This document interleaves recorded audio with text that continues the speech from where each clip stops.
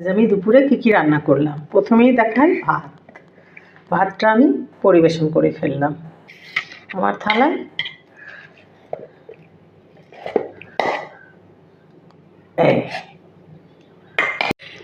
তার সাথে অল্প কিছুটা আলু ফুলকপির তরকারি, অনেক দিন পরে রান্না করেছি,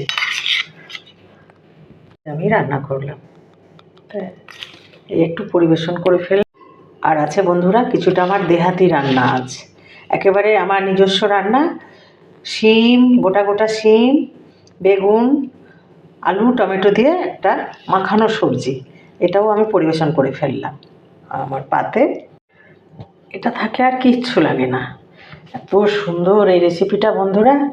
অনেকটা তরকারি আমি পরিবেশন করে ফেললাম আমার ভাতের মধ্যে। আছে দুটো শসা, লবণ দিয়ে রেখেছি, একটু ভিনেগারও নিয়ে নিব এর মধ্যে। আর আছে আমার নিজের পছন্দ মতো একটা ডিমের অমলেট।